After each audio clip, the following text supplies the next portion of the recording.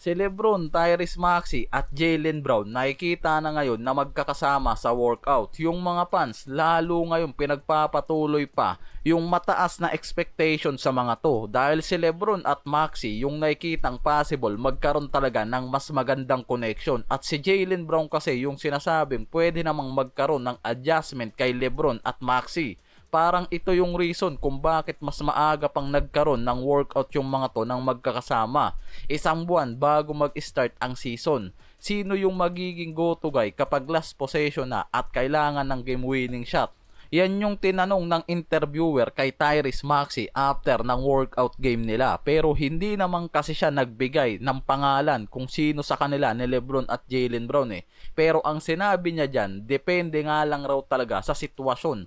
At parang marami din kasi talaga yung trusted player sa kanila ngayon. Kahit sa bench unit eh, merong aasahan. Yung mga analyst lang rin kasi at media yung nagpapaingay niyan kung sino talaga yung magiging last shot nila o go to guy pagdating sa clutch game. Pare-parehas clutch player eh, Lebron, Maxey, Jaylen Brown, Embiid. Kaya sinasabing yan yung possible maging adjustment at magkaroon ng mas malinaw na setup eh. Sinabi pa ni Maxey na kahit si BJ Edgecomb pwede nga raw kasi nila tignan bilang fifth option eh na nakakakuha rin naman ng importanteng clutch shot last season dahil malinaw rin naman na nung nakaraang season kapag nadodouble siya at si Embiid nakakakuha si Edgecomb ng last shot. Kaya sinabi niya depende na lang talaga sa sitwasyon kung sino yung go-to guy nila. Hindi pwedeng isang player lang yung aasahan nila dyan eh. Sinabi pa ni Maxey na ang Sixers may dalawang regular season MVP winners kasi, Lebron at Joel Embiid. May dalawang finals MVP winners, si Lebron din at Jaylen Brown naman. At may multiple Olympic gold medal winners pa. Maraming 25 plus points per game na scorer at may all-star at all-NBA player sila. Kaya ang problema, sinabi ni Maxey, hindi nga raw talaga talent eh. Ang pinaka-challenge sa kanila ngayon kung tatanggap ba lahat na hindi nga raw sila madalas makakakuha ng last shot o game winner shot.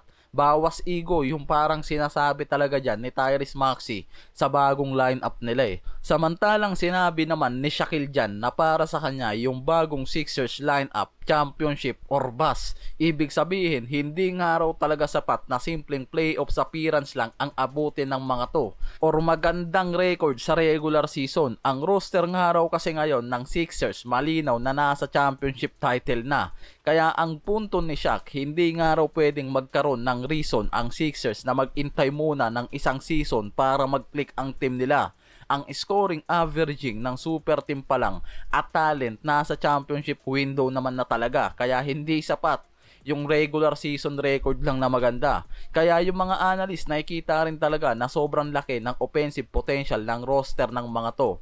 Si Lebron ang playmaker habang si Tyrese at Brown makikinabang sa kanya sa passing ability na kontrolin yung depensa. Si Embiid naman pwedeng makatanggap lalo ng mas magandang opportunities dahil hindi niya na kailangang buhatin mag-isa ang team offense nila. Merong Tyrese Maxey, Jaylen Brown at itong si Lebron na pinaka-option eh. Kaya nakikita mismo mas naging balanse palalo ang roster ng mga to. Kaya sinabi ni Shaq, yung salitang championship or bust yung mga to. Kaya parang lalong pinipressure nitong si Shaquille ang Sixers eh. Lalo lang pinapataas yung expectation sa mga to. Nakuha naman ngayon ng Cavaliers si Watson mula sa Denver Nuggets sa isang complicated multi-team sign-in trade. Kaya pumasok siya sa 4 years 88 million bagong contract na. Kabilang sa deal yung player option at trade kicker eh. Si Watson nagkaroon ng malaking improvement naman talaga nung 2025 to 26 season. May 14 points per game kasama yung 4.9 rebounds sa 54 games at 40 starts. Inabot lang ng injury. Sa report ni Mark Stein, binanggit sa article na nabasa ko, hinintay lang muna talagang araw ni Harden na maging maayos ang roster ng Cleveland bago siya pumirma ng extension contract. Hindi pala extension, bagong contract na. Kaya ganito yung naging timing. Nag-decline siya muna ng 42 million. Ang Cubs nakapag-create naman ng financial flexibility. Kaya nakagawa pa ng roster move sa pagkuha kay Peyton Watson. Sa kanila inayos yung bagong kontrata nitong si Harden. Tapos na ang proseso ngayon eh. 3 years 97 million. ang nakuha nitong si Harden na may player option sa 2028 to 29 season at may trade kicker din. Hindi na rin kasi gaano mabitawan ng Cavs itong si Harden dahil mas lalong naging competitive pa ang Eastern. Isa pa, hindi nila nakuha si LeBron sa free agency. Sa palagay ko, kung nakuha nila si LeBron, possible hindi ganyang kalaki at hindi sila sobrang maghahabol kay Harden eh. Iba kasi talaga yung lagay ngayon sa Eastern Conference. Since mabuo yung super team sa Sixers, lahat gustong maging championship contender at competitive eh.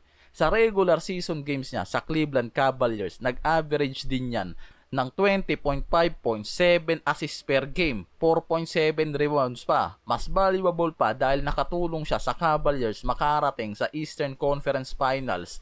Katulong nitong si Mitchell, kung pinili niya kasi yung 42.3 million player option, mas malaki ang makukuha niya agad sa isang taon lang. Pero ang ginawa kasi ni Harden, pinili niyang i-decline yan para magkaroon lalo ng pagkakataon para makakuha ng long-term contract at mas mahabang commitment, mas mahabang pagkakataon din para sa championship window eh. Kaya ngayon, 3 years, 97 million ang commitment sa kanya ng Cavs. Meron siyang long-term security hanggang 2029. Depende na lang sa player Like, you feel option me? niya Like, mismo. I sacrifice.